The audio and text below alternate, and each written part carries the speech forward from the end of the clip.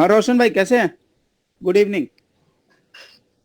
तबीयत तबीयत अच्छा होने के लिए कभी इधर ये बेस्टो के साइड आया करें, कभी बैठे बैठे चाय वाय पिया करें, लाइफ को एंजॉय करें। स्ट्रेस में रखते हैं आप। इतना स्ट्रेस ठीक नहीं है लाइफ में।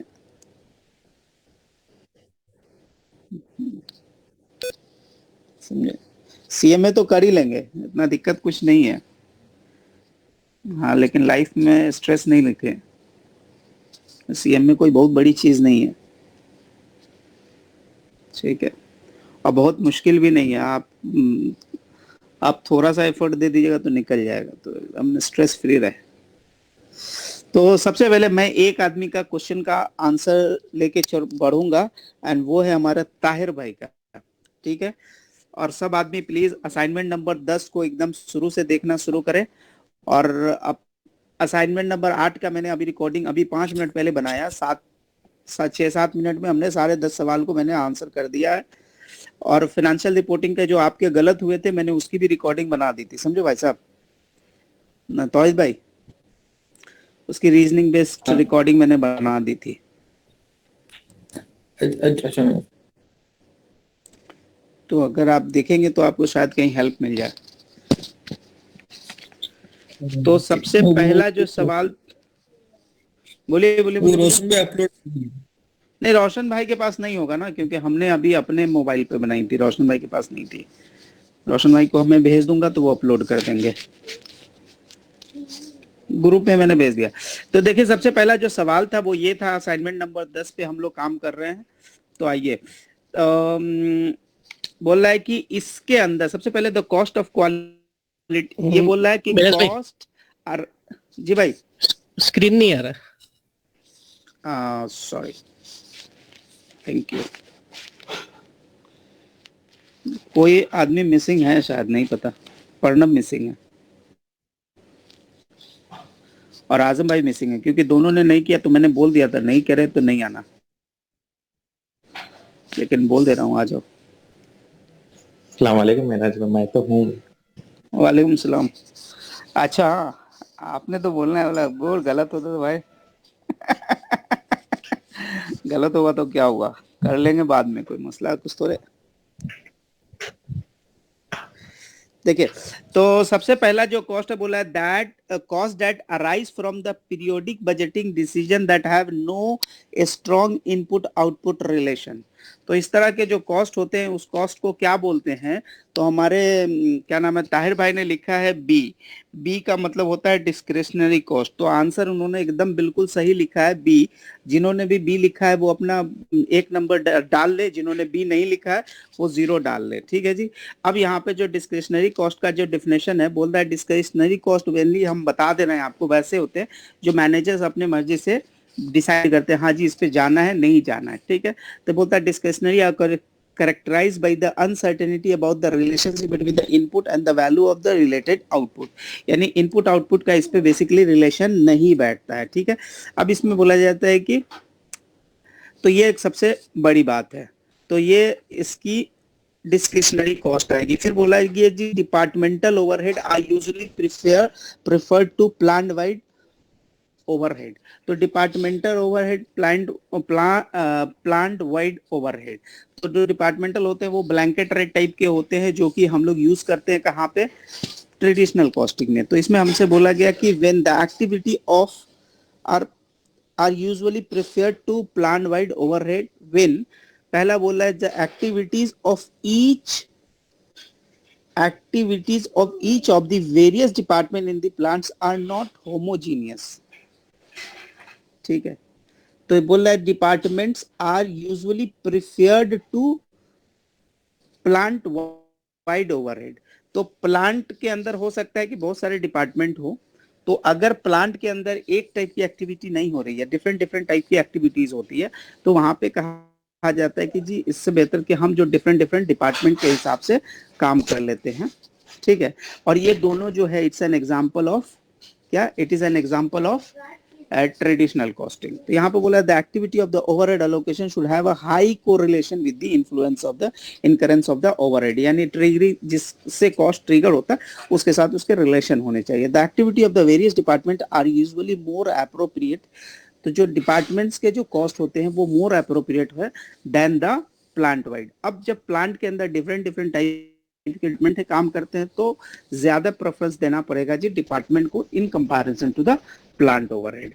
फिर बोला गया कि the use of the statistical quality control in a product quality cost system is categorized. ये थोड़ा सा डिफरेंस, ये थोड़ा सा क्या है, ये थोड़ा सा डिफिनेशन बेस्ड क्वेश्चन थे तो ये हो सकता है कि आपसे गलत होने के चांसेस हैं. तो यहाँ पे जो बोला दिया जी cost of statistical quality control, तो ये इन्होंने बेसिकली ये एक डेटा बेस स्टडी करी है तो जो कि हमारा यहाँ पे अप्रेजल कॉस्ट में आएगा. और आपके पास आई बिलीव कि आपको पता होगा कि शायद 4 तरह के कॉस्ट होते हैं. एक प्रिवेंशंस होते हैं, दूसरे अप्रेजल्स होते हैं, तीसरे जो होते हैं वो क्या होते हैं, इंटरनल फेलियर होते हैं और एक्सटर्नल फेलियर होते हैं. सारा एक बार एक एग्जांपल दीजिए आप एक्सटर्नल फेलियर के. तौहीद भाई आप एक इंटरनल फेलियर के एग्जांपल दीजिए. Internal failure scrap rework spoilage. Scrap spoilage rework. चलिए जी आप एक्सटर्नल फेलियर के एक एग्जांपल दीजिए तो सारा प्लीज. फायर. फायर नहीं. ताहिर भाई आप बताएं.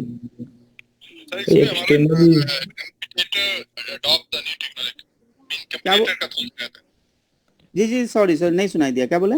कंपटीटर जो है ना न्यू टेक्नोलॉजी अडॉप्ट कर लेता है उसका थ्रेट रहता है. ये एक्सटर्नल फेलियर पे.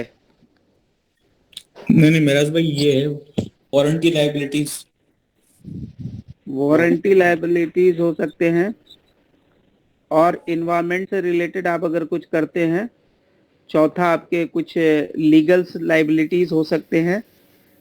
पांचवा आपके कोई रिपुटेशन डैमेज के एग्जांपल्स होते हैं इसके अंदर, रिपुटेशन डैमेज. ठीक है. अब अप्रेजल्स के कोई एक आदमी हमको एक एग्जांपल दे दे. सैयद नवीद साहब प्लीज. आनंद भाई आप ही दे दो यारो. इक्विपमेंट में आ जाएगा सर अप्रेजल्स में. इक्विपमेंट्स का टेस्टिंग या इक्विपमेंट मेंटेनेंस, क्या इंस्पेक्शन का जो रहेगा. इंस्पेक्शन का कॉस्ट हमको लगता है कि वो इसमें आना चाहिए, अप्रेजल में जाना चाहिए. हाँ तो अप्रेजल का ही है ना सही. नहीं, क्वालिटी कंट्रोल से रिलेटेड जो कॉस्ट होते हैं वो अप्रेजल में जाते हैं. ओके सर जी. ठीक है. इंस्पेक्शन आई बिलीव यहाँ पे ही आते हैं और यहाँ पे क्या आता है, रिपेयर मेंटेनेंस आता है और दूसरा सप्लायर इवैल्यूएशंस आते हैं और तीसरा प्रोडक्ट. ठीक है. तो ये सारे इसके एग्जांपल्स थे जो हम ये प्रिवेंशंस में डालते हैं. और अप्रेजल्स में क्वालिटी रिलेटेड कॉस्ट है, इंस्पेक्शंस है और एक ऑडिट होती है. ठीक है. जिसमें ओके टेस्टेड वर्ड लिखा जाता है ना, याद होगा, वो भी हमारा अप्रेजल से रिलेटेड कॉस्ट है. ठीक है. तो बेसिकली ये छोटा सा एक रिकैप था.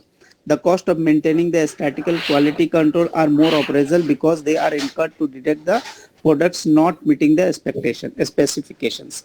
तो ये उससे related cost है. आइए आगे हम देखते हैं जी. पता नहीं कितना के क्या सही हुए, नो आइडिया.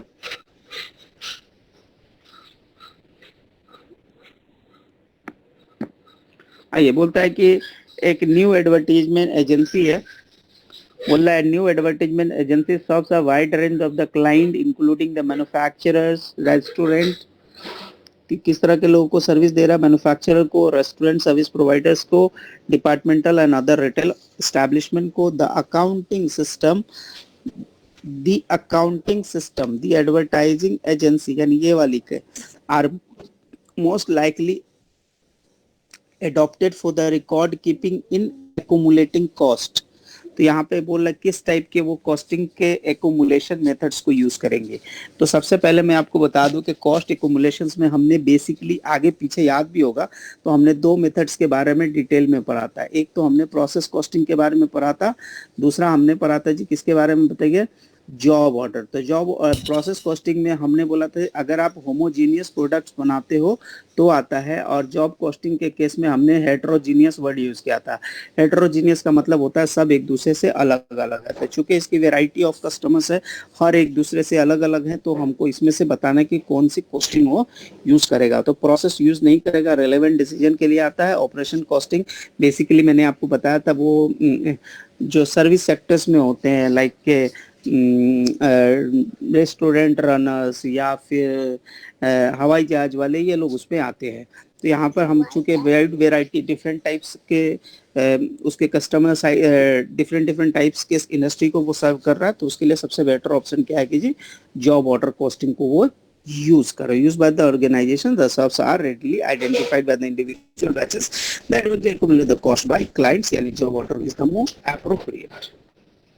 ठीक है, बोल रहा which of the following statement about the not true. Not true का मतलब क्या होगा जी, हमसे पूछ रहा है जी बता दो कौन सा इसमें से एक्सेप्शन है, कौन सा इसमें से एक्सेप्शन है। तो पहला बोल रहा है कि is useful for allocating the marketing and distribution cost. ठीक है, तो ठीक है, नॉट ट्रू तो नहीं है, ये ट्रू है।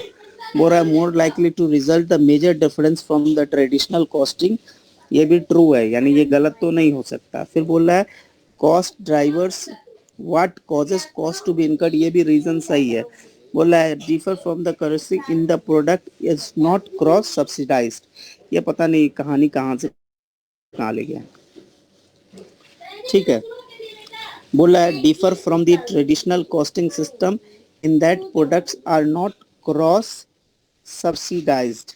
बोल रहा है the ABC determine the service and cost and then accumulate the cost put के देना, क्योंकि बी बी है ये, क्योंकि ये क्या बोल रहा है only one product rather than multiple product. अच्छा अच्छा अच्छा अच्छा अच्छा, हाँ हाँ हाँ, पढ़ लिया।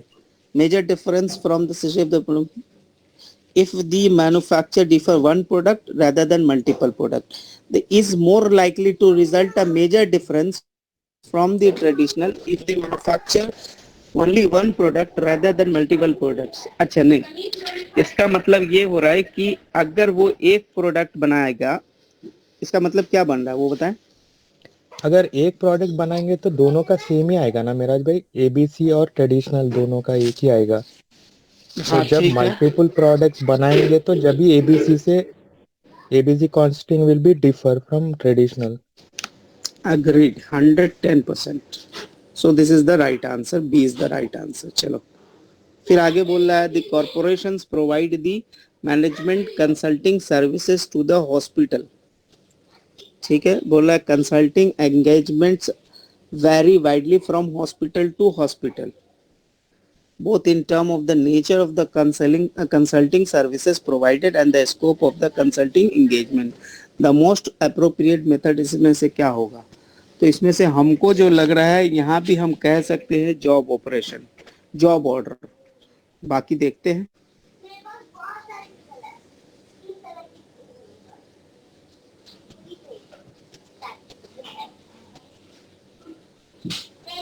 तो यहाँ भी हम चूंकि दोनों के नेचर डिफरेंट थे, तो हम कह सकते हैं कि मोस्ट अप्रोप्रिएट क्या है जी, जॉब ऑर्डर ही उसके लिए मोस्ट अप्रोप्रिएट है। जॉब ऑर्डर जो है जी मोस्ट अप्रोप्रिएट मेथड से, एंड आई बिलीव हमारा आंसर वही था, बी ही था, जॉब ऑर्डर। आगे बोला जी एबनॉर्मल लॉस। तो एबनॉर्मल लॉस को कैसे सैयद नवेद भाई डिफाइन करते हैं, बताएं। एबनॉर्मल कॉस्ट का क्या डेफिनेशन होता है? जी महाराज भाई, अबनॉर्मल लॉस हम लोग सिर्फ वो मतलब डिफरेंट अकाउंट को चार्ज करते प्रॉफिट एंड लॉस में separate, it will not be charge to good units. Okay,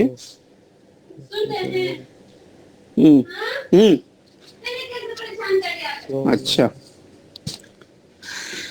नहीं, वो तो उसका अकाउंटिंग ट्रीटमेंट आपने बताया कि वैसे जी जी होता क्या, वैसे वो तो बता दें।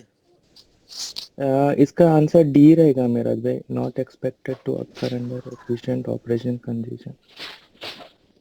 नहीं, अच्छा, डिफिनेशन वैसे होता क्या, वो कहा जाता है कि जो नॉर्मल जो इकोनॉमिक कंडीशंस है ना उसमें वो नहीं होना चाहिए। नॉर्मल जो होता है वो होता है, एबनॉर्मल होता है कि ड्यू टू आपकी आप चीजों को प्रॉपर नहीं कर रहे हैं normal economic normal operating system condition में।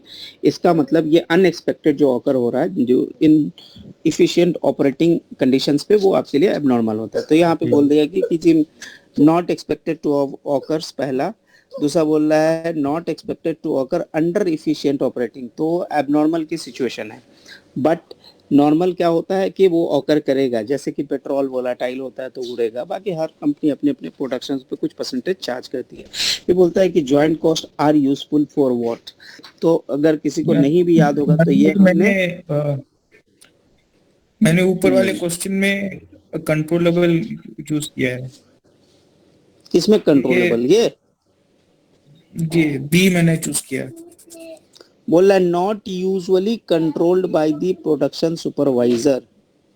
नहीं, सुपरवाइजर कैन कंट्रोल ना, यहाँ पे लिख रहा है नॉट यूजुअली कंट्रोलेबल। तो वो अगर एबनॉर्मल नहीं नॉर्मल होता तो वो किस तरह है पता है, इट्स लाइक अ बिजनेस का जो नॉर्मल रिस्क होता है, मार्केट रिस्क होता है, तो उसमें कोई बंदा कुछ नहीं कर सकता, ठीक है। लेकिन आपकी बिजनेस में आपके मशीन अच्छे नहीं है, आपके एम्प्लॉयज अच्छे नहीं है, तो वो आप कंट्रोल कर सकते हैं। आप अच्छे एम्प्लॉय हायर कर लीजिए, अच्छी मशीन ला लीजिए। तो it is that kind of case. इसलिए बी आपके लिए पास नहीं आएगा। बी आएगा नॉर्मल कंडीशंस के लिए, नॉर्मल लॉस के लिए। ज्वाइंट कॉस्ट की जो रीजनिंग होती है, मैंने बताया था कि ज्वाइंट कॉस्ट जो होता है वो क्या होता है जी, अच्छा, एक तरह का abnormal तो कंट्रोल नहीं होता ना। एबनॉर्मल कंट्रोल नहीं होता ना, नॉर्मल कंट्रोल नहीं होता, एबनॉर्मल कंट्रोल कर सकते हैं आप थोड़ा सा बंदे को ट्रेनिंग देके, या अच्छी क्वालिटी का गुड्स लगा के, अच्छी मशीनरी लगा के, अच्छा वर्किंग एनवायरनमेंट देके, ठीक है। तो ज्वाइंट कॉस्ट की जो रीजंस होती है कॉस्ट अलोकेशन की, वो ये होती है जी आपने इन्वेंटरी कॉस्ट निकालनी होती है। बेसिकली जो ज्वाइंट कॉस्ट होता है वो आपके लिए संक कॉस्ट होता है, ठीक है। वो मैनेजमेंट के डिस्कशंस पे डिपेंड करता है। उसके बाद बोल रहा है because allocation method recognize based on the allocation method recognize the service department often provides each other with inter-department service the theoretically considered to most accurate method for allocating। तो इसमें से कौन सा बताना है, सबको पता होगा कि रेसिप्रोकल आंसर होगा, इसमें किसी का गलत नहीं होना चाहिए।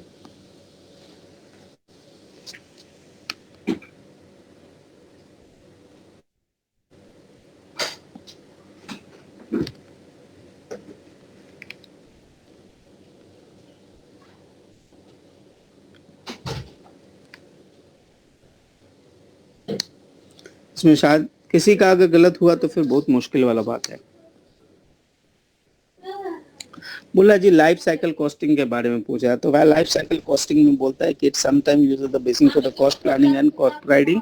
वैसे लाइफ साइकिल कॉस्टिंग का एक फोटो खाली देख लीजिए।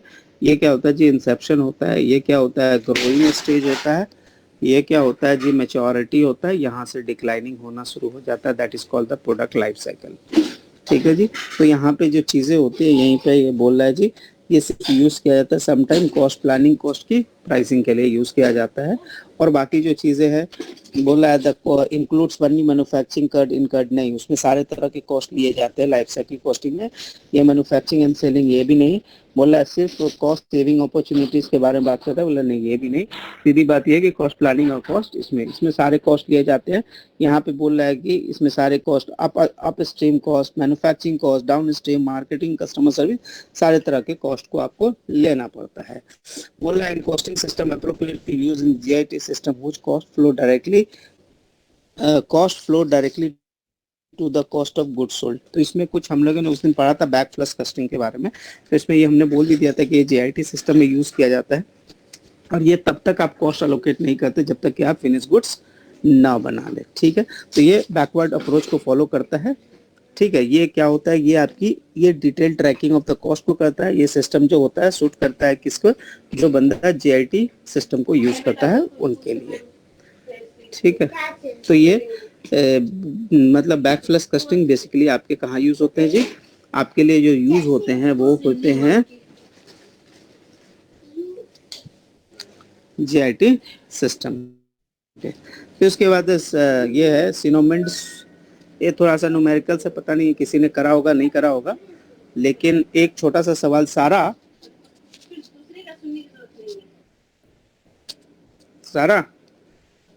Yes, आपको, sir. हाँ, तो Yes. ज्वाइंट कॉस्ट को आपने पढ़ के किया या बस कॉपी किया? Sir, पढ़ के क्या like देखिए, मैं आपको उस दिन में से एक छोटा सा बना के भेजा था, बट पता नहीं आपको काम आया कि नहीं आया, आई डोंट नो।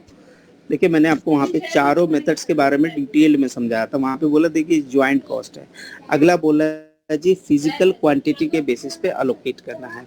तो ये 3 लाख अलोकेट करना है फिजिकल क्वांटिटी पे। तो ये फिजिकल क्वांटिटी है, ये फिजिकल क्वांटिटी है, ठीक है।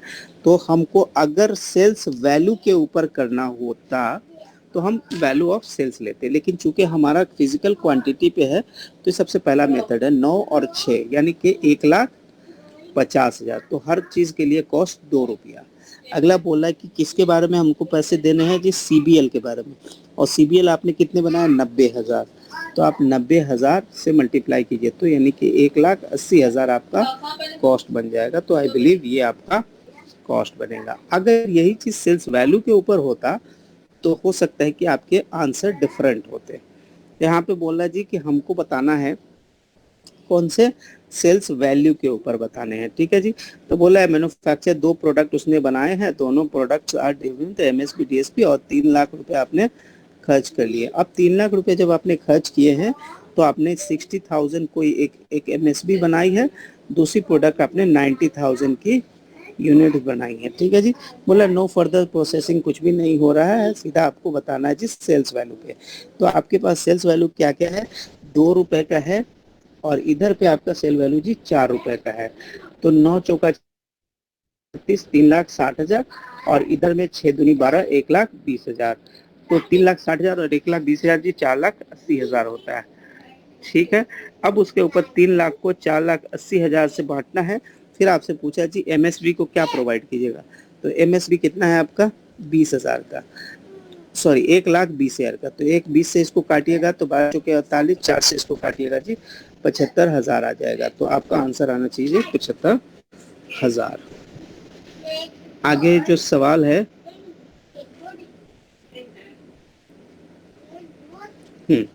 आगे का जो सवाल है वो है जी आपकी NRV मेथड्स पे है, वो देख लें। MRV मेथड्स भी याद आ जाएगा आपको अभी 2 मिनट के अंदर में। तो यहाँ पे जो है सवाल है, बहुत इजी सवाल है, कोई बहुत ट्रिकी सवाल नहीं है।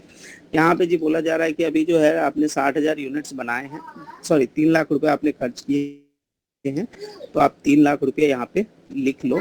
उसके बाद बोला जी आपने 2 प्रोडक्ट बनाए हैं, एक 60,000 यूनिट्स बनाए हैं, दूसरे आपने 90,000 बनाए हैं। तो 60,000 जो बनाए हैं वो 2 रुपए करके अभी बिक सकता है प्राइमरली, और ये 4 रुपए करके अभी बिक सकता है आज के अपने स्प्लिट अप पॉइंट पे। लेकिन बोला है कि नहीं, it is not getting marketable at the split up, so इसको फर्दर प्रोसेस करना है। फर्दर प्रोसेस करने का इस पे जो कॉस्ट है वो 2 लाख रुपए का है। किसके ऊपर, CBL आपका 90,000 था, तो यहाँ पे हमने CBL को CBL लिख दिया, यहाँ को हमने MSB लिख दिया, ठीक है जी। और ये बोला है कि 2 लाख होगा, इसके बाद 10,000 उसका जो है रास्ते में लॉस हो जाएगा। तो 10,000 क्वांटिटी लॉस हो जाएगा, यानी नेट में जो आपके हाथ में प्रोडक्ट मिलने वाले वो जी मिलने वाले हैं आपको कितने, आपको मिलने वाले हैं जी कितना, 80,000 प्रोडक्ट मिलने वाले हैं। उसके बाद बोल रहा है कि 80,000 जो प्रोडक्ट है वो 10 रुपए करके बिक जाएगा, 10 रुपए करके बिक जाएगा, यानी कि जब भी बिकेगा तो टेक्निकली ये 8 लाख में बिकेगा।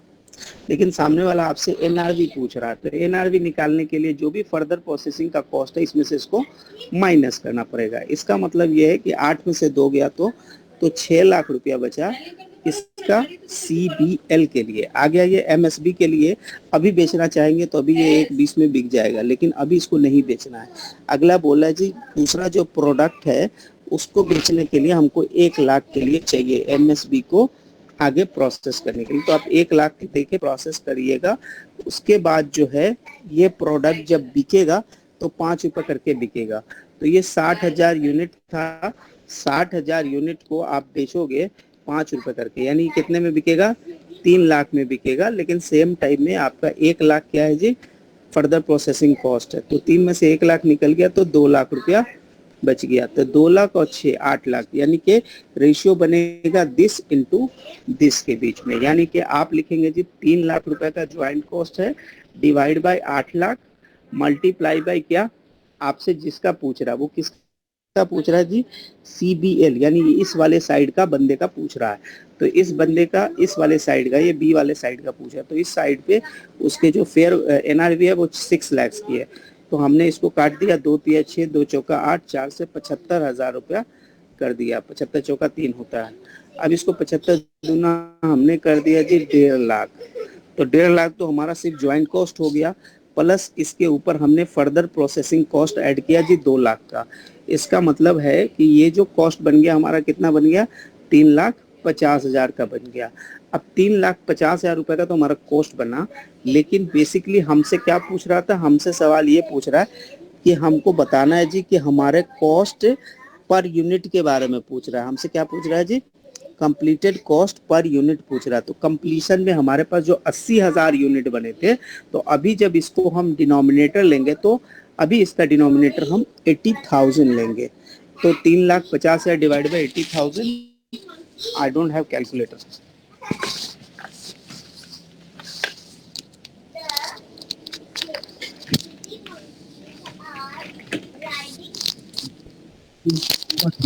कितना है जी, 4.37 भाई। तो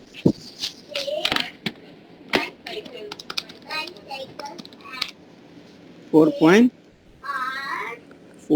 375 आ गया जी। अब उसमें से पता नहीं कोई भी ऑप्शन होगा, जो भी ऑप्शन होगा अपने टिक मार लेंगे।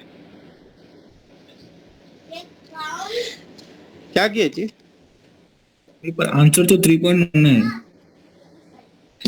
हाँ बताइए, हम लोग का NRV कितना था, 8 लाख नहीं था?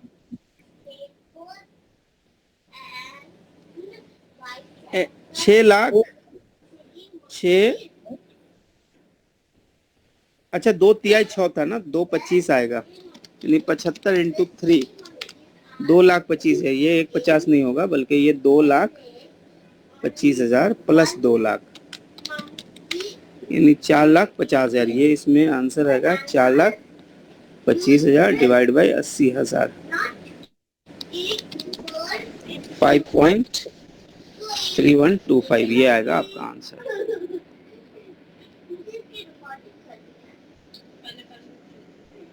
ठीक है। अब ये किसी को समझ नहीं आया तो प्लीज पूछ लो, क्योंकि ये सवाल अच्छा और ट्रिकी सवाल है भाई। सर ये रिपीट कर दे थोड़ा सा। अच्छा कर दे रहे हैं, 1 मिनट लगेगा भाई, कोई मसला नहीं। तो ये 14 number is very tricky and very good सवाल, तो इसमें आपको समझने के लिए बहुत कुछ है। तो सबसे पहला तो आपसे सवाल पूछ लिया जी NRV मेथड पे बनाएं।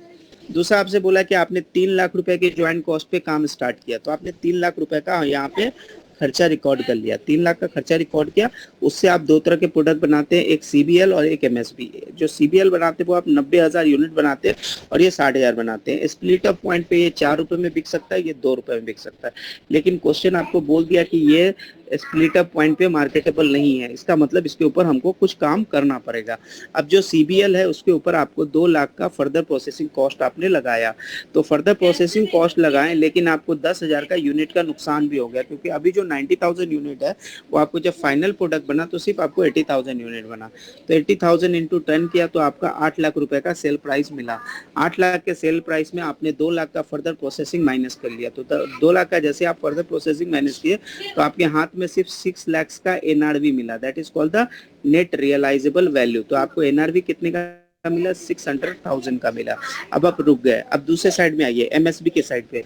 तो MSB पे आपने 60,000 यूनिट बनाए थे, अब उसके ऊपर आपने फर्दर 1 लाख रुपए का अपने फर्दर प्रोसेसिंग कॉस्ट लगाया। तो फर्दर प्रोसेसिंग कॉस्ट लगाने के बाद वो 5 रुपए में प्रोडक्ट बिक सका, तो 5 रुपए में बिक गया। तो इसका मतलब 5 6 के 3 लाख रुपया आपको, using 5 in this, क्योंकि ये 5 रुपीज में बिक रहा है ना जी, ये दिखा हुआ है ना,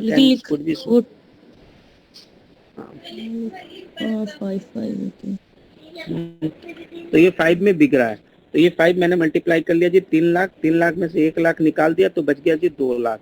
अब यहाँ पे 2 एनआरवी आ गया, एनआरवी पहला एमएसबी का 2 लाख और सीएबीएल का 6 लाख, तो 6 और 2 निकालिएगा तो ये 8 लाख बन गया। अब 3 lakh divide by 8 lakh multiply by 6 lakh, 6 lakh किसका, ये इधर का सीबीएल का। तो सीबीएल को हमको कॉस्ट असाइन करना था पहली बात, तो सीबीएल को कॉस्ट तो 2 तिहाई 6, 2 चौके 8, 4 से इसको डिवाइड किया तो 75,000 आया, तो 75,000 इंटू 3 किया तो 2,25,000 रुपया हुआ, और साथ में 2 लाख रुपया हमने उसके ऊपर फर्दर प्रोसेसिंग का ऐड किया, तो ऑल टुगेदर हमारे पास कितना हो गया 4,25,000। तो 4,25,000 आया, उस पर हमने 80,000 से 80,000 यूनिट हमको सीबीएल का रिसीव हुआ था, तो 425 डिवाइड बाई 80,000 कीजिए तो आपका 5.3125 आपका आंसर आ जाएगा। This question is very good. तो आपको जब भी लगेगा दिल की अगर ज्वाइंट कॉस्ट को रिवाइज करना है तो ये क्वेश्चन को आप एक बार पढ़ के समझ के कीजिएगा, तो आपके बहुत सारे मसले हल हो जाएंगे। ठीक है जी। जब भी आपको लगे कि हाँ थोड़ा एक बार ज्वाइंट कॉस्ट को हमको पढ़ना है, क्योंकि एग्जाम देने से पहले तक भी पढ़ना है। चलिए, अब ये बोला है जी कि ये सवाल क्या बोल रहा है, सवाल नंबर 15 बोल रहा है कि सोनीमैड saw mill manufacture 2 product number MSB, उसके बाद सीबीएल। तो बोल रहा है the standard joint product 3 lakh का है, 6,90,000। बोल रहा है कि choose not to process the MSB, MSB को नहीं प्रोड्यूस करना चाह रहा है beyond the escalator point. The contribution बताना है हमको, contribution from the joint milling process. तो अब हमको सिर्फ बताना है कि अब हमको प्रोसेस करने हैं नहीं करने हैं, तो इसने बोला कि हमको फर्दर प्रोसेस नहीं करने हैं। ठीक है, तो अभी हमारे पास जो क्वेश्चन है the contribution from the joint processing system, तो हमारा ये सवाल थोड़ा सा आधा आधा लग रहा है हमको। सर एक्चुअली 14 नंबर से ही करके ज्वाइंट को हाँ, जो फर्दर प्रोसेस है। हाँ, इसीलिए तो मैं बोल रहा हूँ अभी इस पोजीशन में आधा आधा लग रहा है। अब हमारा पीछे का सवाल है जी कि पीछे वाले सवाल पे हमने कितना कॉस्ट उसको असाइन करना था। हमको अगर याद होगा एनआरवी मेथड्स पे, तो एनआरवी हमारा आया था 8 लाख दोनों मिला के, और ऊपर में लिखना था 3 लाख। तो 3 lakh divide by 8 lakh multiply by 2 lakh, क्योंकि हमारा जो एमएसबी का जो एनआरवी था वो था 2 लाख का, तो 2 से हमने किया 4, इधर 75,000 का।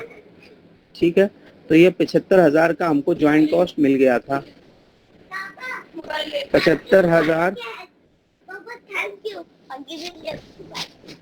75,000 का जी ज्वाइंट कॉस्ट हो गया था हमारा, और ज्वाइंट कॉस्ट हो गया था प्लस हमने 1 लाख रुपए का प्रोसेस कॉस्टिंग लगाया था, याद होगा अगर थोड़ा भी पीछे का सवाल। यानी कि हमारा उस वक्त ज्वाइंट कॉस्ट कितना आया था 1,75,000 आया था, और 1,75,000 ज्वाइंट कॉस्ट था, और हमने उसको सेल किया था कितने में जी 3 लाख में।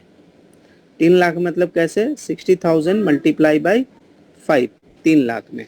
तो 3 लाख में से 1,75 गया तो कितना बचा 3 लाख माइनस 175,000, यानी कि 1,25,000 हमारा प्रॉफिट होता अगर हम फर्दर प्रोसेस करते तो। ये हुआ ऑप्शन नंबर 2। अब आइए ऑप्शन नंबर 1।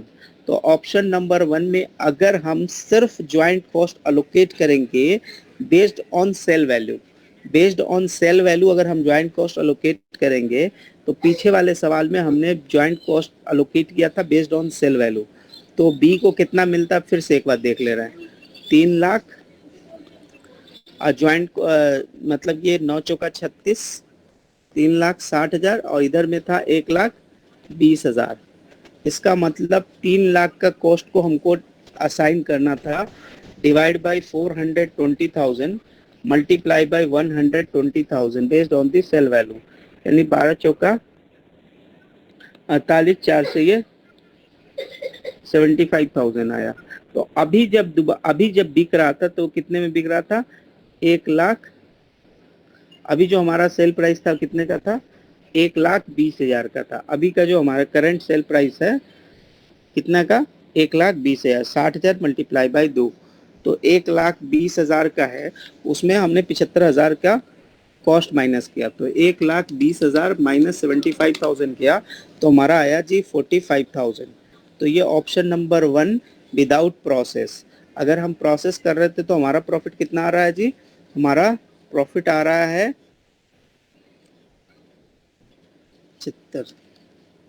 1,25,000 का। 3 लाख माइनस 1,75,000, नहीं 1,25,000 यहाँ पे हो रहा है, जबकि यहाँ पे सिर्फ 45,000 हो रहा है। तो दोनों के बीच में गैप कितना है? 45,000 माइनस 125,000, यानी 80,000 का कुछ डिफरेंसेस आएगा। तो बोल रहा है कि क्या होगा? बोल रहा है 80,000 रुपए का नुकसान हो जाएगा अगर if you are not going for the further process. ये सवाल पता नहीं किसी ने बनाया होगा या नहीं, आई डोंट नो। ये 80,000 का कैलकुलेशन समझ आया क्या ताहिर भाई? Yes sir.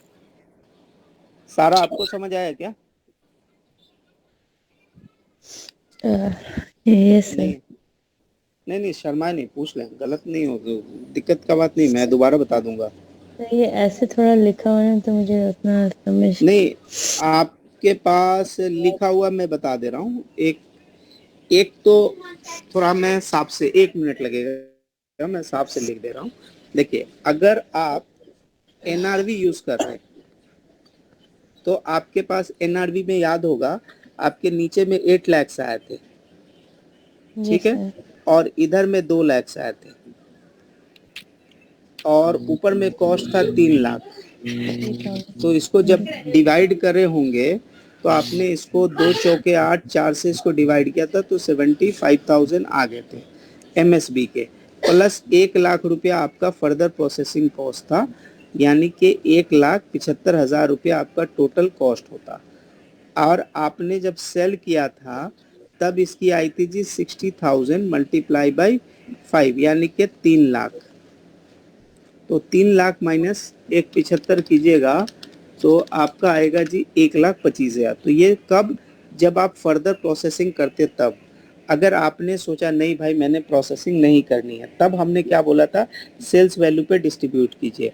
तो सेल्स वैल्यू पे जब आप डिस्ट्रीब्यूट करना था तो आपको याद होगा कि आपने यहाँ पे 480 लिखा था पीछे के सवाल पे, 480 याद इधर पे आया था 60 दूनी 120। तो इसको आपने 2 से इसको किससे काट दिया? 12 से काट दिया डायरेक्ट, तो 12 चौका 48 हो गया, 4 से इसको कट किया तो 75,000 हो गया। अब बात आया जी 75,000, यानी कि 1,20,000 सेल प्राइस है स्प्लिटअप पे और उसका कॉस्ट असाइन हो रहा है 75,000। तो 1,20,000 माइनस 75,000 कीजिएगा तो यहाँ पे आएगा जी आपका 45,000। अगर आप बिना प्रोसेस किए बेचिएगा तो आप 45 में बेचिएगा, अगर प्रोसेस करके बेचिएगा तो 1,75 में बेचिएगा। तो आप अगर प्रोसेस नहीं करने का डिसीजन लेते हैं तो आपको लॉस कितने का होगा? 1,25,000 माइनस 45,000, यानी कि 1,45,000, यानी कि आपको 80,000 का नुकसान होने वाला है if you are not processing. और दूसरे लफ्ज़ों में अगर समझिए तो if you are processing you will be earning 80,000 extra, if processing then earning 80,000 extra. ठीक है जी, तो ये आपके सवाल थे और ये तीनों सवाल बहुत अच्छे सवाल हैं जिसमें आपको ज्वाइंट कॉस्ट के सारे कॉन्सेप्ट रिवाइज हो जाते हैं।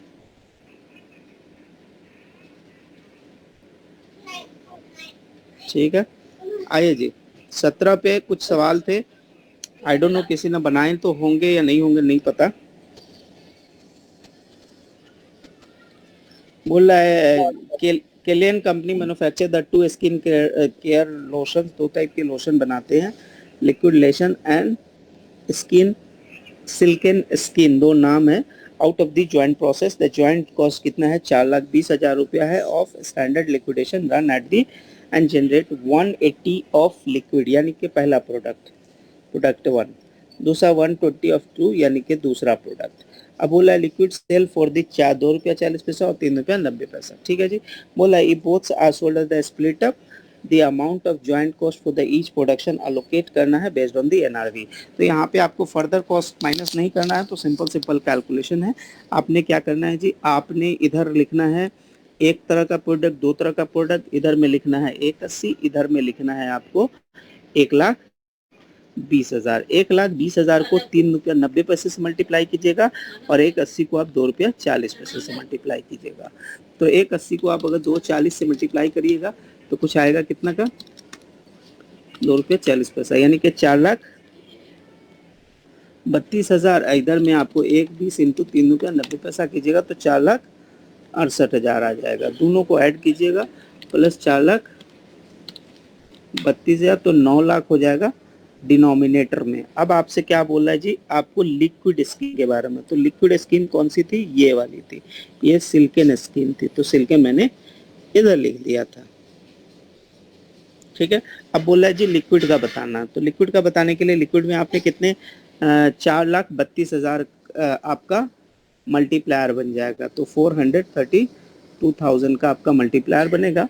ऊपर में आपको ज्वाइंट कॉस्ट लिखना है। ज्वाइंट कॉस्ट है आपका 4,20,000 का, 4,20,000 का। तो आपने करना है 4,20,000 डिवाइड बाई 900,000 मल्टीप्लाई बाई 4,32,000। ये कोई आपको 2,01,600 आना चाहिए आंसर, 2,01,600। तो ये हमारा आंसर आ जाएगा जी 2,01,600। सिंपल एनआरवी का। जी जी बोलिए। सर 4,20,000 कैसे आया?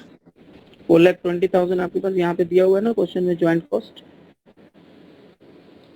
ओ हाँ, थैंक यू। ठीक है जी, यहाँ पे पीछे आंसर भी है कैलकुलेशन, लेकिन अब आप मेरे से कैलकुलेशन समझ लीजिएगा तो आपके लिए आसान हो जाए, क्योंकि इसमें बुकिश कैलकुलेशन है। मैंने एक जरा भी उसमें साइंस नहीं लगाया, तो वो पूरा का पूरा बुकिश है। ठीक है जी। अब ये बोल रहा है कैलन company manufacture the do skin care. अभी भी बात वही दो स्किन केयर की हो रही है। ठीक है, पहला वाले का नाम होता है जी लिक्विड एल, दूसरे वाले का नाम होता है जी एस। बोला out of the joint cost of 4,20,000 रुपए का प्रोडक्ट, 180 लिक्विड, 120 इतना लिक्विड स्किन सेल फॉर 2 रुपया 40 पैसा देता। उसके बाद बोल रहा है एडिशनल प्रोसेसिंग कॉस्ट जो होता है 1 रुपया 40 पैसा फॉर लिक्विड स्किन। दूसरा बोल रहा है 90 पैसा पर फॉर सिल्कन। बोल रहा है the amount of joint cost allocated for the each, the amount of joint cost जो होता है वो किस पे होता है, एनआरवी के बेसिस पे होता है। ठीक है, the amount of joint cost of the each to allocated to silken. ठीक है, ऑन द बेसिस ऑफ, यानी अगला हमसे पूछा जी बताओ सिल्कन स्कीम पे कितना कॉस्ट तुम असाइन करोगे। तो आप फिर से ध्यान दें, एकदम अच्छे से समझिए, कोई हड़बड़ी नहीं है। तो देखिए आपने क्या किया, आपने दो तरह के प्रोडक्ट बनाए। तो यहाँ से काम स्टार्ट हो गया जी। यहाँ आपका 1,80,000 यूनिट बनता है, दूसरे साइड पे आपका 1,20,000 यूनिट बनता है। ठीक है जी, 1,20,000 यूनिट बनता है, 1,20,000। अब चूंकि आपको स्प्लिट अप पे कोई मतलब नहीं है तो आप इनको इग्नोर कर ले। ठीक है जी, तो 1,20 आपको बनता है। इस 20 पे बनने के बाद बोल रहा है जी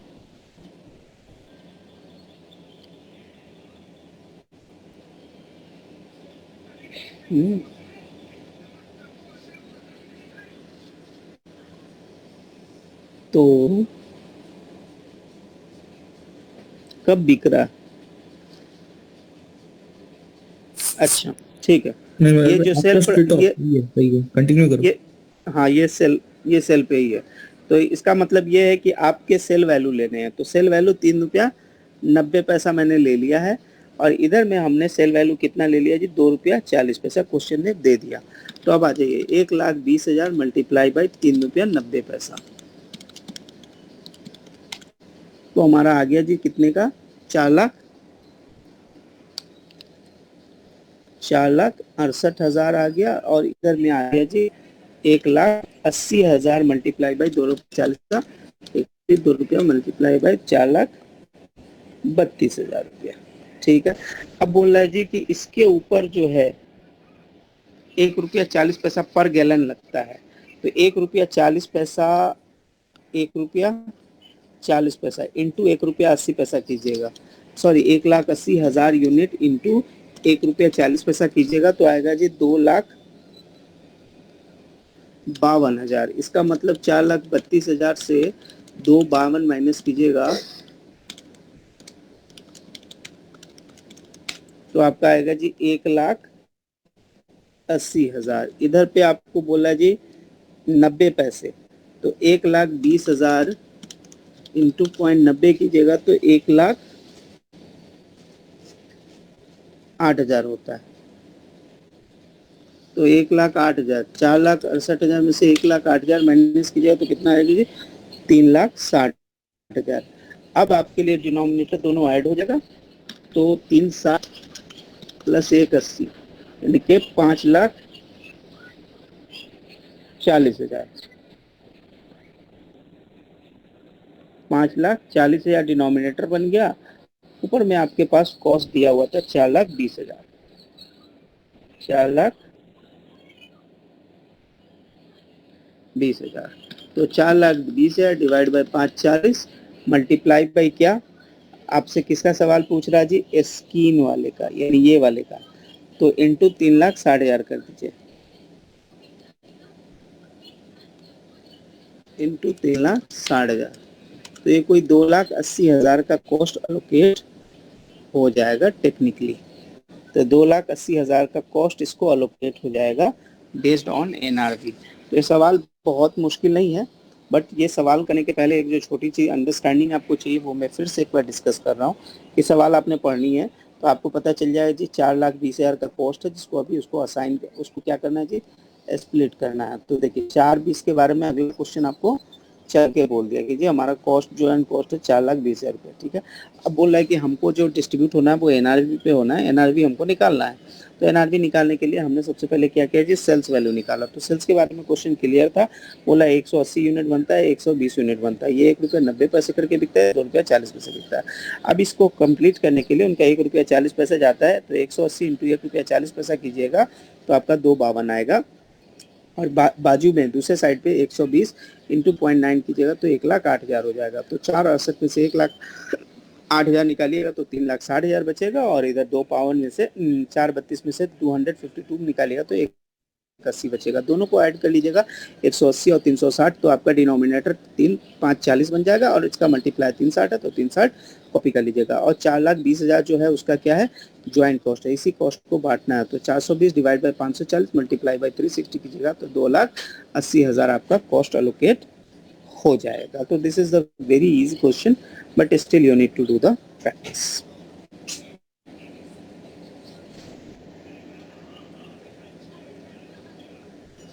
ठीक है, तो ये रहा। आ जाइए। अब यहाँ पे कुछ बोलता है कि हमको डायरेक्ट मेथड यूज करके कॉस्ट को अलोकेट करना है। ये आपके लिए कोई बहुत ट्रिकी सवाल नहीं है, बहुत इजी सवाल है। ये बोल रहा है जी कि the company has a 2 service department, ये 2 सर्विस डिपार्टमेंट, 2 प्रोडक्शन डिपार्टमेंट है। उसके बाद कंपनी बोल रहा है कि ये बोल रहा है कि हमको बताना कितना dollar amount of power department, यानी इसका डिपार्टमेंट का कॉस्ट अलोकेट होगा किसको? मशीनिंग डिपार्टमेंट, इस डिपार्टमेंट को। ठीक है जी। उसके बाद फॉर द मंथ ऑफ सितंबर, ये इन्फॉर्मेशन भी सितंबर मंथ का ही दिया हुआ है। और किस मेथड को यूज करना है जी? Direct method. तो जब डायरेक्ट मेथड को हम यूज करते हैं तो सबसे पहले हमको बता दें ये पावर है, तो पावर जब अपना कॉस्ट बांट रहा है तो किस पे बांटेगा? किलोवाट पे बांटेगा। तो किलोवाट पे जब भी बांटेगा वो सर्विस डिपार्टमेंट को नहीं देगा अंडर डायरेक्ट मेथड। इसका मतलब वो क्या करेगा जी? 62,500 डिवाइड बाई ये 2 ऐड करेगा, divide by 2 lakh multiply by 1,50,000। अगर जिसको थोड़ी सी भी कैलकुलेशन आती है तो ये क्या करेगा? 5 तिहाई 5 चौका ऐसे करके कर लेगा। उसके बाद 4 से 62,500 मल्टीप्लाई बाई 3 डिवाइड बाई 4 कर देगा, तो उसका कॉस्ट अलोकेट हो जाएगा जी 46,875। अगर किसी ने किया तो ठीक, नहीं किया तो और ठीक। 46,875 कॉस्ट अलोकेट होना चाहिए।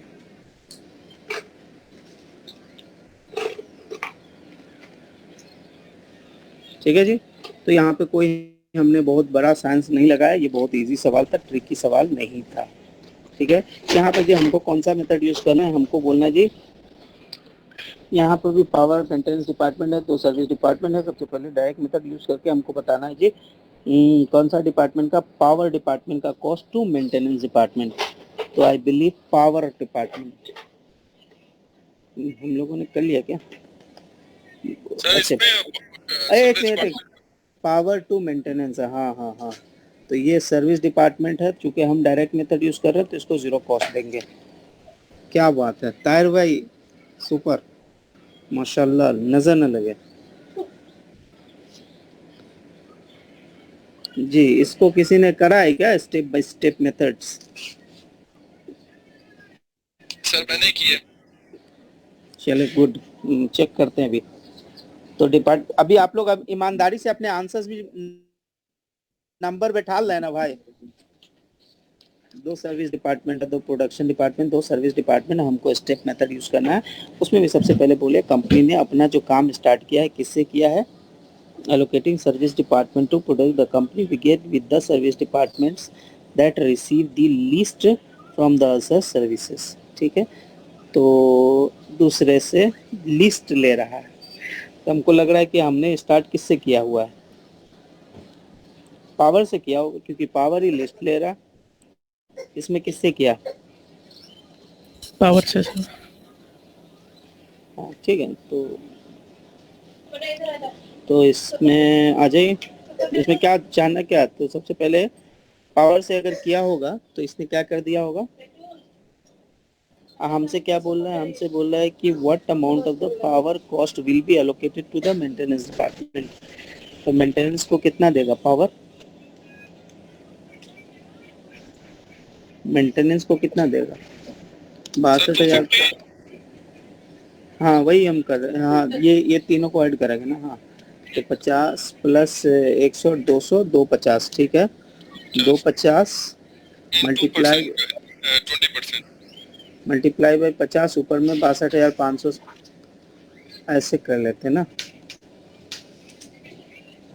नीचे में 250 लिख दे, इधर में 50 लिख दे, इधर में 62,500 लिख दे, चलेगा? यस।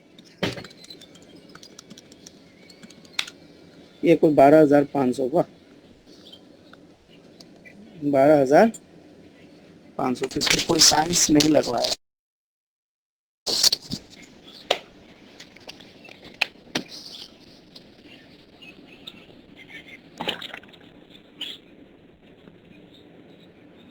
ये कोई थ्योरी क्वेश्चन है।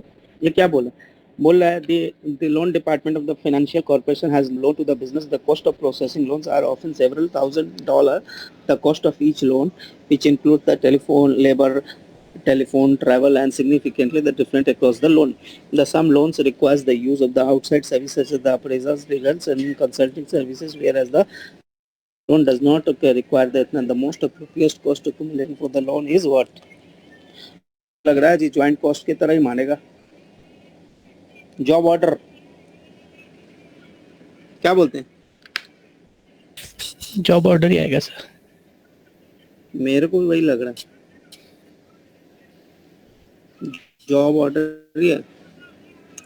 चलें जी, 21 में बोलता है कि normal spoilage rate of the company is 5%। The company के जॉब बोल रहा है the normal spoilage rate of the company is 5% of the normal input. उसके बाद बोल रहा है the current job consider to be consisted of 31,000 of total, जिसमें 28,500 goods were produce and 2,2500 were defective. The amount of abnormal spoilage. तो सबसे पहले मैं चलूँ, बोल रहा है द करंट जॉब यानी 31,500, 5% का लॉस, सॉरी 31,000 यूनिट,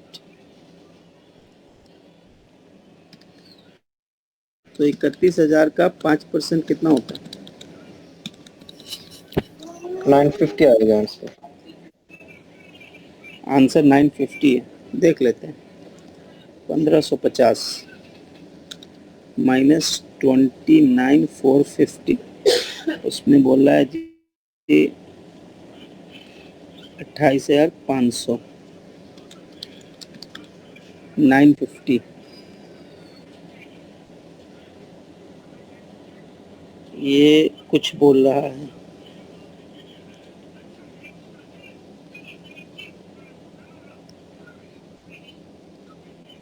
यानी 31,000 माइनस 28,500 माइनस 1,500, 1,000 बोल रहा है जी इसमें। तो सर 950 है कैलकुलेशन। 950 होना चाहिए मनोज भाई। 31,000 मल्टीप्लाई बाई 0.95। नहीं वो Minus- एक्चुअल में नहीं ऐसा आप आएगा। वाला कैलकुलेशन से मैंने भी 950 लाया है, ठीक है, बट अगला का जो एक्सप्लेनेशन है वो सुने। वो बोलता है कि ये मेरे को नॉर्मल गुड यूनिट है। तो इसने बोला कि 28,500 गुड यूनिट है, तो बेस्ड ऑन द एजम्पशन के 5% नॉर्मल लॉस है, इसका मतलब है कि this is actually in equivalent to the 95%। तो इक्विवेलेंट टू 95% इसका मतलब 30,000 की उसने यूनिट जो है उसको माना जाएगा कि 30,000 की उसने क्या करी है, नॉर्मल इनपुट होती इन द नॉर्मल सिनेरियो।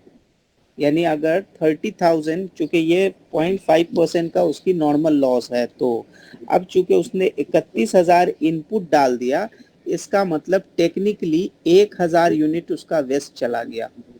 अब इसकी कैलकुलेशन फिर मैच करें। टेक्निकली उसकी कितने की वेस्ट चली गई जी, 1,000 यूनिट वेस्ट चली गई। अब इसको हम आपके साथ वैलिडेट करते हैं, ठीक है। अब चूंकि 28,500 सिर्फ गुड यूनिट है, ठीक है, तो अगर हम 950 वाला कहानी लगाएंगे ना तो ये नहीं जाएगा, क्योंकि हमारा ये परसेंटेज भाग जाएगा। गुड यूनिट के साथ ये परसेंटेज मैच नहीं करेगा, ठीक है। गुड यूनिट के साथ ये परसेंटेज मैच नहीं करेगा, इसलिए ये कैलकुलेशन आपको लेना पड़ेगा। ये रिवर्स कैलकुलेशन है बस। वैसे 950 मेरे भी कैलकुलेशन में आया है आपके साथ। लेकिन वो बोलते हैं normal spoilage rate company 5% on normal in normal input पे देते हैं ना, तो यह बोल रहा है consisted of 31,000 of which 28,500 unit जो हुआ है प्रोड्यूस हुआ है, ठीक है। यानी कि 2,500 यूनिट डिफेक्टिव प्रोड्यूस हुआ है। तो देखिए 31,000 में 28,500 गुड यूनिट प्रोड्यूस हुआ और 5% की आपकी मार्जिन है, ठीक है। तो आपके मतलब ये है कि आपकी इनिशियल इनपुट होनी चाहिए आइडियली 30,000, तभी जाके आप 28,500 एक्सपेक्ट कर सकते हैं। बट आपने 31,000 यूनिट इंट्रोड्यूस किया था, ठीक है, इसीलिए आपकी जो 1,000 जो फुल लॉस हो गई है ना। क्योंकि अब नॉर्मल में ये वाला अगर आप प्रोविजन देते हो 1550, इसका मतलब जो आपकी 1,000 जो अब नॉर्मल है ना, उसमें भी आप 5% का नॉर्मल लॉस का प्रोविजन दे रहे हो। That's why this calculation will not work, क्योंकि आप ओवरऑल पे दे दोगे ना, तो वो क्या है, overall including the normal plus abnormal. Abnormal में आपको 5% का प्रोविजन नहीं देना है। अगर if you are going with this 950 calculation, ideally you are giving the provision of 5% in the abnormal loss unit also, and that is not correct. That's why we have to go with this backward calculation. This is the main reason of it. अच्छा क्योंकि आप 1550 दे रहे हो, इसका मतलब आप initially जो abnormal निकाल रहे हो उसमें भी आप प्रोविजन दे रहे हो।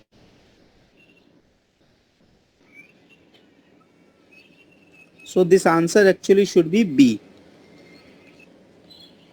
चलो, बोल रहा है new range cosmetic has a useful traditional costing to apply the quality cost uniformly to the all. ये आपको याद है, ये एबीसी का कॉस्टिंग एबीसी बेस्ड है ना। अगला आपसे क्या बोल रहा है जी, मंथली क्वालिटी कॉस्ट असाइन करना है किसको, using the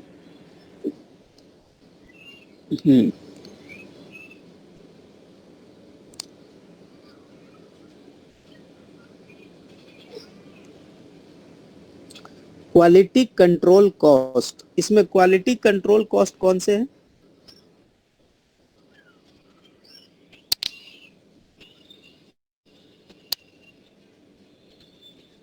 monthly labor markup. New range has traditional accounting system to apply the quality control uniformly to all produce. in So process 14 inspection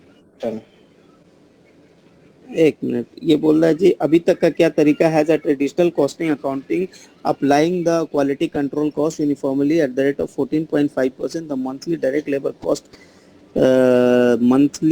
labor cost for certain scene makeups is 27,500. ठीक है, बोला in attempt to distribute the quality control cost more equably numerous considering the ABC. The monthly data is given in the chart. उसके बाद below is the from the given letter. उसके बाद बोल रहा है the cost of drivers type of material 11.5. This point बोल रहा है the monthly quality cost allocated to the site pickup using the ABC costing. पहले तो हमको ये बताएं कि ट्रेडिशनल कॉस्टिंग में उनका कॉस्ट कितना आता था. 27,500 into 14.5%. Is it 3987 is 3987.5? ये पहले का कॉस्ट है. अभी का कॉस्ट क्या है, इसको इससे मल्टीप्लाई कर लो. Yes sir, 4,500 हाँ तो 138 रुपया करते हैं. एक मिनट जाएगा पूजा. 50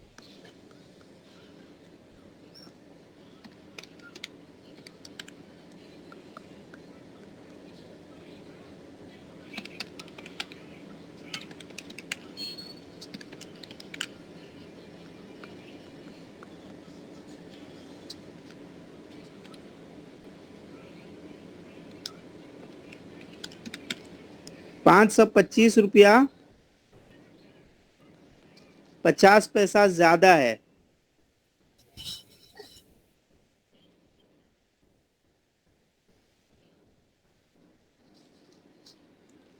ये सब एग्जाम में आ गया ना तो आप हड़बड़ाने का नहीं है, क्वेश्चन को एक बार पढ़ लेने का है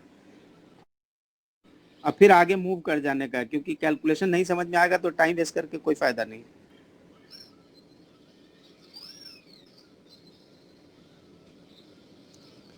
ये 45 से हम लोग निकाल लिया है तो ट्रेडिशनली में ज्यादा जा रहा है ना. ट्रेडिशनली में कम जा रहा है सर. अच्छा, ट्रेडिशनली में कम जा रहा है. तो बोल रहा है कि एबीसी बोल रहा है कि मेकअप यूजिंग इज मोर होगा ना, लोअर तो नहीं होगा. Is lower than the cost using the traditional costing तो नहीं होना चाहिए. Is higher than the cost using the traditional costing. उसका आंसर हायर होगा. वो आंसर लिखने में गलती हुआ लेकिन कैलकुलेशन करेक्ट है. ठीक है, लिखा भी गया कि हायर है. मोर देन है, यहाँ पे हाईलाइट कर दे रहा हूँ. मोर देन वर्ड यूज किया हुआ है. ठीक है, तो एक्चुअल में दिस इज डी. अब बोला है using the ABC costing normally results क्या होते हैं. तो बोल रहा है कि substantially great unit cost for the low volume product than reported by the traditional costing.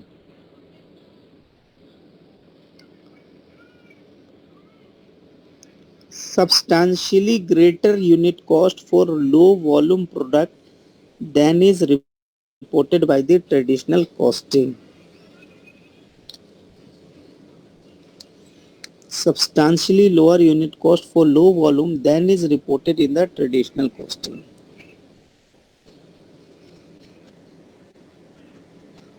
The cost of machine setup may be same for the production widely varying range. The relationship ABC is allocate the number of setup. However, the traditional using machine hour may underallocate the to a setup cost, and many company ABC found this they have a losing money on low volume product because the costs are actually higher than the originally. तो ये reasoning based है, ये subject 2 है तो आपके answer very कर सकते हैं क्योंकि ये कोई एग्जैक्ट आंसर वाली सिचुएशन नहीं है. ये बोला जी यहाँ पे बताना है the Caramount company has been asked to evaluate the profitability of the product manufactured from 97 to 90. The product है 1 year warranty from the above information. हमारे पास दिया हुआ है रिसर्च मैन्युफैक्चरिंग वारंटी. इसके कुछ हमसे लाइफ साइकिल का कॉस्ट पूछ रहा है तो चारों पांचों जो भी कॉस्ट है उसको ऐड कर दीजिएगा, वो आपका लाइफ साइकिल कॉस्ट हो जाएगा. इसमें कोई साइंस का बात नहीं है ज़्यादा. ठीक है, चारों कॉस्ट को आपको ऐड करना है, 1 2 3 million, 3 million 300,000, I think so.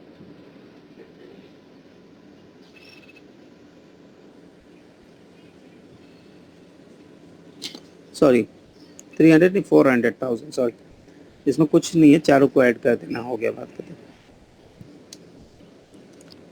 Sir इसमें मेरा क्वेश्चन है, जी बोलिए ना। आप इस क्वेश्चन में नहीं, इसमें हमने वारंटी कॉस्ट फॉर 2001 क्यों लिया है? हाँ। क्योंकि हम पीरियड को ले रहे हैं 97 to 2000 तक। अरे भाई सुनिए ना, लाइफ साइकिल में क्या होता है ना, सारे कॉस्ट ऐड हो जाते हैं, बस हो गया बात खत्म। लेकिन लाइफ साइकिल वो उसने पीरियड लेकिन वो लास्ट का नहीं होगा मिराज भाई, 2001 का ऐड नहीं होगा, क्योंकि ये पूछ रहा क्वेश्चन में 97 to 2000, 2000 तो ये जो लास्ट का वारंटी कॉस्ट है वो 2001 के बारे में है। अरे भाई ये वारंटी कॉस्ट ये एक्चुअल में एसोसिएटेड किससे है? क्योंकि ये जो प्रोडक्ट आपने बेचा है ये उससे एसोसिएटेड है, ये जो प्रोडक्ट जी। आपने बेचा है ये उससे एसोसिएटेड है, ठीक है। और लाइफ साइकिल में सारे कॉस्ट को आपको ऐड करना होता है, इसमें और ज्यादा साइंस लगाना ही नहीं है। लेकिन सवाल में अगर ऐसा आ जाता नहीं, बट यहाँ पे बोल है ना मैन्युफैक्चर्ड बिटवीन 97 to 2000, तो ये मैन्युफैक्चर एंड डिस्ट्रीब्यूशन, इसका ये वारंटी कॉस्ट है,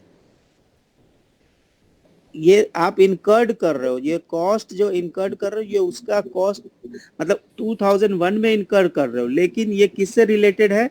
वो जो प्रोडक्ट पहले हुए हैं उससे रिलेटेड है। बट फिर भी अगर आप बोल रहे हो तो मैं इसको देख लूंगा बुक पे। If you have any concern I will check it again, no problem. But anyhow life cycle costing में आपने सारे ऐड करने होते हैं। ये कौन से सवाल थे जी? ऐसा एबीसी पे पूछा। ये तो काफी बड़े सवाल लग रहे हैं, इसमें कुछ आंसर है क्या? नहीं हो पाया सर वो। चलो बोल रहा है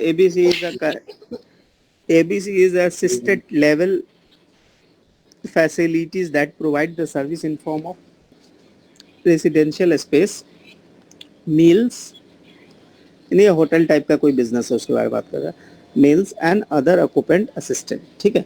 बोल रहा है the currently uses the traditional costing system that defines the service provided as assisted life with service output measured in term of occupied day, पुराना तरीका है।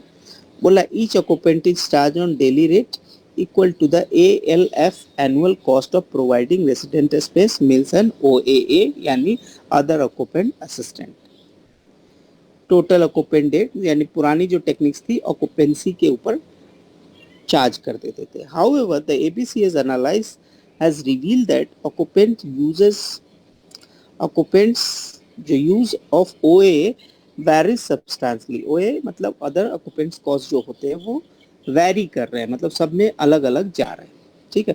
पुराना जो था वो ऑक्यूपेंट डेट्स पे डिस्ट्रीब्यूट हो रहा था।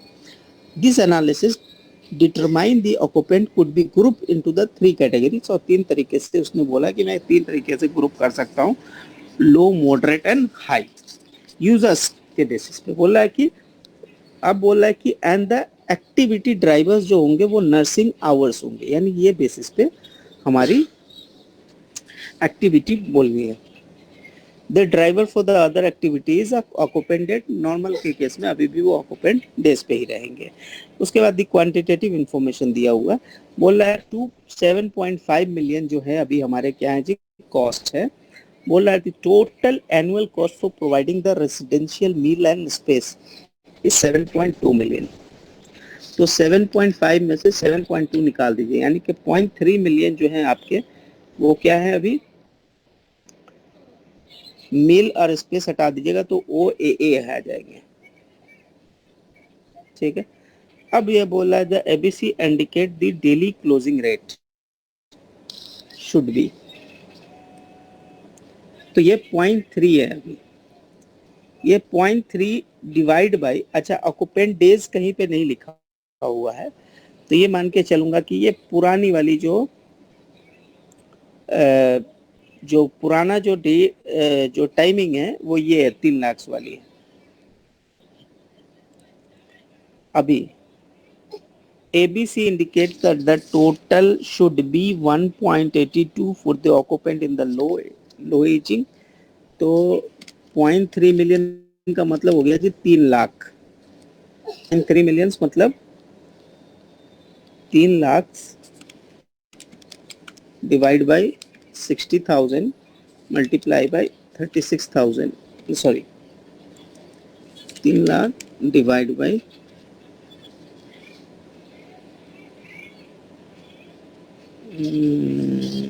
60,000 मल्टीप्लाई बाय 36,000 यानी कि 1,80,000 डिवाइड बाय 36,000 5 1,80,000 1,80,000 बाई 90,000 यानी कि 2 रुपया आ रहा है।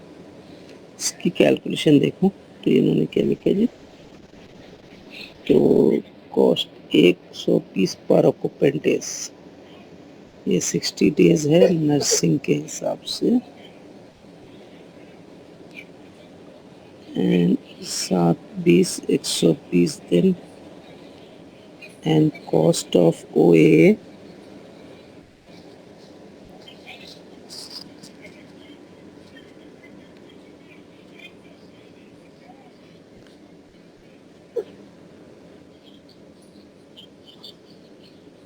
पचहत्तर बाई 25,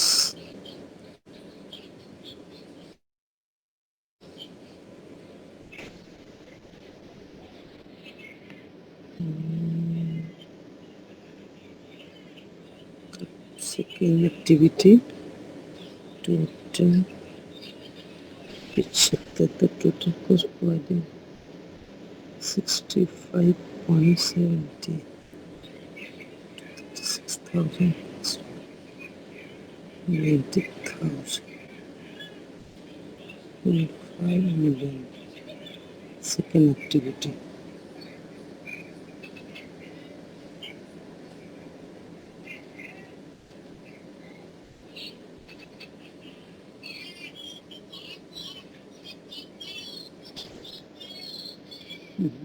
एक minute,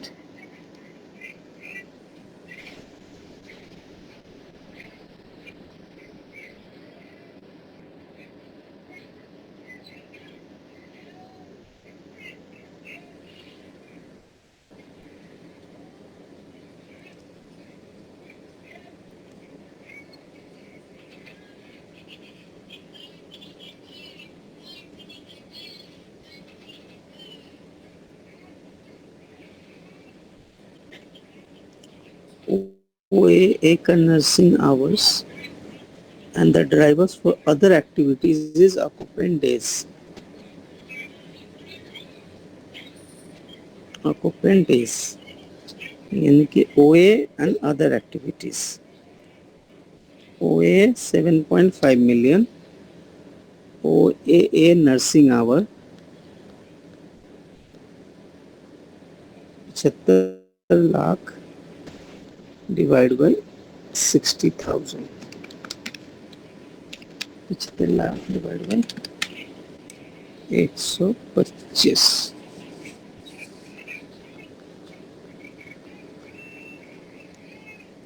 and the other and the total cost for residential and spaces 72 lakh divide by 3 lakh,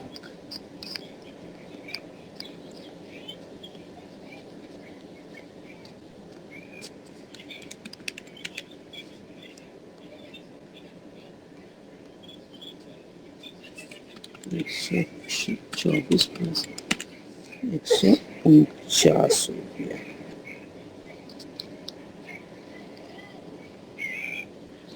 और पहले जो था 750 50 plus 7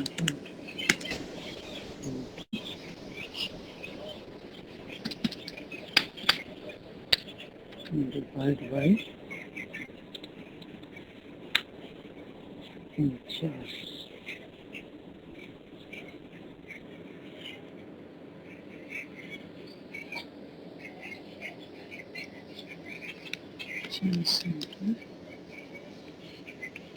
APC, the daily closing rate should be 149 plus 24, medium and low range.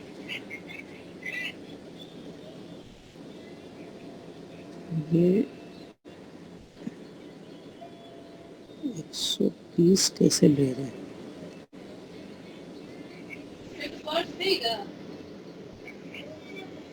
7,20,000, 60,000 नहीं।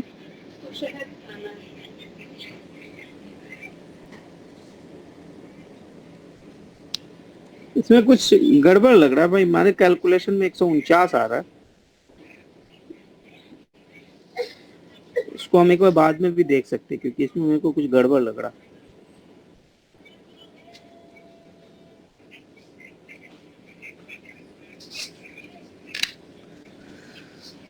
उसको मैंने स्किप कर दिया भाई, वो सवाल में कुछ गड़बड़ लग रहा था। बोला 3 कॉमनली एम्प्लॉयड सिस्टम है जिसमें हमको job order, operation and processing दिया हुआ है, ये बताना है इसमें से कौन सा सबसे अप्रोप्रिएट है। ठीक है, ये कोई एकदम एब्सोल्यूट आंसर नहीं है, ये सब्जेक्टिव है, फिर भी मोस्ट अप्रोप्रिएट आंसर आपको देना है। तो इन्होंने जॉब जो रिपेयर्स का काम होता है वो क्या होता है जी, हमारा जॉब ऑर्डर टाइप का होता है। दूसरा जो क्लॉथ मैन्युफैक्चरिंग है वो क्या होता है, पूरा ऑपरेशन, या फिर ये प्रोसेस कॉस्टिंग में भी आ जाता है। ठीक है, यहाँ पर ये ऑपरेशन के हिसाब से ले सकते हैं।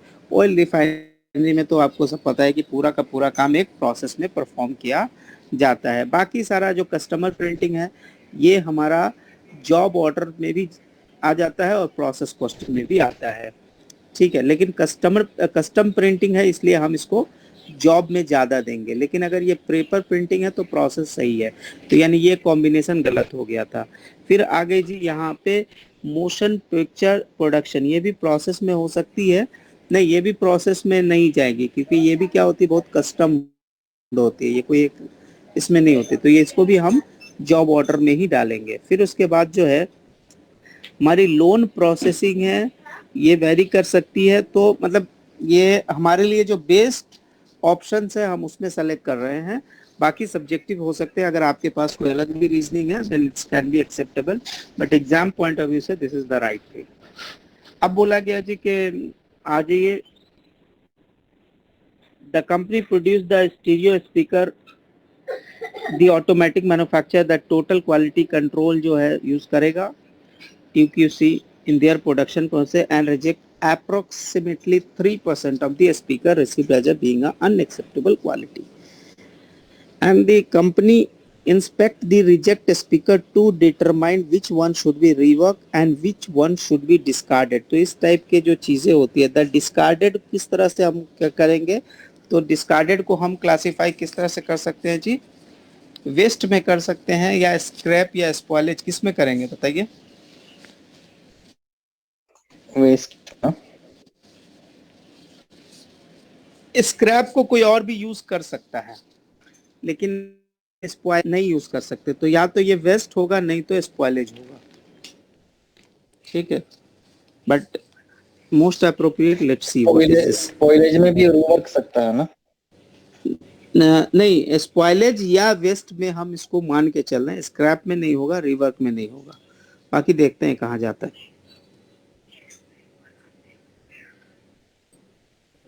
ठीक है, तो ये स्पॉइलेज में डाला गया है। ठीक है, तो क्योंकि rejected are discarded classifies as spoilage, spoilage are separated into the normal और abnormal spoilage. Normal spoilage are inherent result to the normal production, abnormal जो होता है not to be expected in occur normal efficient operating conditions. ये बस ये था। Waste में लेके हमारा थोड़ा सा आंसर ये था कि वेस्ट को भी आप आजकल वो इकोनॉमिक्स में ये आजकल इन्वायरमेंट फ्रेंडली चीजें चल रही है ना, वेस्ट को बेस्ट यूज करना है। लेकिन अगर वो स्पॉइलेज हो गया, जैसे टूटा हुआ बल्ब उसका राइट एग्जाम्पल होता था, इसको आप यूज नहीं कर सकते थे। उसके बाद बोल रहा है in term of the financial performance you would like to expect you would expect the revenue growth, negligible profits, negative cash flow, negative return on asset during which of the stage। तो सबसे पहली बात है कि ये क्या होता है, ये ग्रोइंग का स्टेज हो सकता है, ठीक है, जहाँ पे आप चीज़ों को ग्रो करते होते तब ये सारी सिचुएशन आती है, नेग्लिजिबल प्रॉफिट होगी, नेग्लिजिबल कैश फ्लो होगा, लेकिन आपके एक्सपेक्टेशन बहुत हाई रहेंगे। आगे बात आता है जी किस पे, the concept of value added is the best describe the value added from the point of view of the customers होते हैं, कस्टमर्स को आप क्या वैल्यू एडेड दे रहे हैं, that is the only thing. तो बोल रहा है that convert into the production convert and service consistent with external users requirement. इसके बाद और कुछ था क्या इसमें? 30 सवाल थे, ज्यादा थे? 32 थे। अब ये वाले कुछ सवाल थे, ये हमारे कुछ टाइप के सवाल थे जी। मटेरियल रिक्वायरमेंट प्लानिंग, एमआरपी में वही अपने किसी ने बजट करा होगा तो ही कैन आंसर इजली, है ना जी। तो ये बोल रहा है जी एक्स है, एक्स में दो तरह के प्रोडक्ट लगते हैं, ए और डी लगते हैं। ए में जो लगता है सी लगता है, डी लगता है और ई लगता है। बोलता है star has just receive the order for 100 unit of x, 100 unit of x, यहाँ पे उसको 100 यूनिट मिल गया है, ठीक है। The finish good, the company has a 20 unit of x, उसके पास 20 यूनिट्स ऑलरेडी एक्स के हैं, इसका मतलब पहले 20 माइनस कर देगा, बाकी का जो बचा है वो 80 पे फोकस करेगा। हो गया, 80 पे फोकस करेगा। उसके बाद अगला हमसे क्या पूछ रहा है कि ई के लिए कितना ऑर्डर करेगा, तो ई ये वाली लाइन में फॉल करता है, ठीक है। Has a 20 unit of X and 100 unit of B, B रुक जाइए, तो बी, तो सबसे पहले बी कितना चाहिए उसको ऐसे लिखेगा, 8 पंचे 4, 400 चाहिए। फिर बी उसके पास अगर 100 है तो 100 माइनस कर देगा, बचेगा 300 चाहिए। हर बी को बनाने के लिए 2 ई चाहिए, तो 300 को 2 ई चाहिए। अगर ई की 50 यूनिट ऑफ इन्वेंट्री है, यानी कि 3 दूना 600, 600 में से 50 माइनस कर देगा तो बचेगा कितना जी, 550 आइडियली ही शुड ऑर्डर, ठीक है। ये बजट का, प्योर बजट का सवाल था, तो इस पे कोई परेशान होने का जरूरत नहीं है, बट नॉर्मल चीजें आनी चाहिए। बोल रहा है कि बैक फ्लश कॉस्टिंग का मतलब क्या होता है, ये वाली बातें हैं। बैक फ्लश कॉस्टिंग कहाँ यूज होता है जी, आपको पता होगा, जीआईटी में यूज होता है। Can differ in term of the number of trigger points of recording the journal entry, क्योंकि इसकी ट्रिगर प्रोडक्ट बनने के बाद होती है। पॉइंट कब होती है, in term of number of trigger points of recording journal entry कब होती है, जब आपकी प्रोडक्ट कंप्लीट हो जाती है। The placement of the trigger point for recording entries, they are the several version of the back flush costing, each differ in term of the number of triggers, point of recording of journal and point at which those triggers occurs। Simple सी बात है, तो से theoretical थी, लेकिन आपको पता होना चाहिए बैक फ्लश कॉस्टिंग जो यूज किया जाता है वो यूज किया जाता है हमारा जीआईटी वाले में होता है, जहाँ पे हम कॉस्ट अलोकेट करते हैं जब प्रोडक्ट बन जाता है उसके बाद। जी भाई, बैक फ्लश कॉस्टिंग मतलब थोड़ा एक्सप्लेन कर सकता है क्या? देखिए बैक फ्लश कॉस्टिंग में कुछ भी वो ऐसा कहा गया, जैसे हम लोग पीछे टारगेट कॉस्टिंग आपने कहीं पढ़ा होगा, तो टारगेट कॉस्टिंग भी रिवर्स कैलकुलेशन काम करता है ना, कि हम एक बार सेल्स करते हैं, फिर हम अपना मार्जिन पहले माइनस करते हैं, फिर एक टारगेट कॉस्ट लाते हैं, फिर नीचे हम कॉस्ट रिडक्शन, कॉस्ट कंट्रोल करके अपना कॉस्ट मैच करते हैं, ठीक है। सही है। तो ये इसी के प्रिंसिपल को फॉलो करता है। ये जीआईटी में बोलता है कि देखो सब काम कर लेना, जब प्रोडक्ट बन जाए, मतलब आपको ऑर्डर मिल जाए, माल खरीद लो, सारा कॉस्टिंग, सारे प्रोडक्ट जब बन जाएंगे तो एक काम करना, अब चेक करना कि हाँ तुमने सेल कितने में किया, तुमने सेल किया 100 में, अच्छा तुमको बचा कितना, 10 रुपया, अच्छा क्या 90 रुपया, तो ये 90 रुपया जो कॉस्ट असाइन किया वो किस पे किए हो, कौन कौन सा फैक्टर रहा, तो फिर आप असाइन करोगे जी मटेरियल पे 50 रुपए का था, लेबर पे 30 रुपए का था, और बाकी ओवरहेड पे 10 रुपए का था। तो ये जो कॉस्ट असाइनमेंट काम किया जाता है after completing the entire process, उसको हम बैक फ्लश कॉस्टिंग बोलते हैं जीआईटी में। ओके, ठीक है, तो ये कॉस्ट एलोकेशन का मेथड है और कुछ नहीं है, ठीक है। ये सवाल काफी थ्योरी थे तो इसमें भी गलत होने के चांसेस रहते हैं, बाकी इसमें ऑलमोस्ट सवाल हमारे सिलेबस में पढ़े हुए थे, कुछ सवाल नए थे, पुराने थे, जो भी थे। जिन्होंने किया उनके लोग थैंक यू, जिन्होंने नहीं किया उनको डबल थैंक यू, बिकॉज उनको करना है। ठीक है, और बाकी मजीद किसी के सवाल है तो पूछ ले। Assignment number 9 I am not going to discuss with you, I will send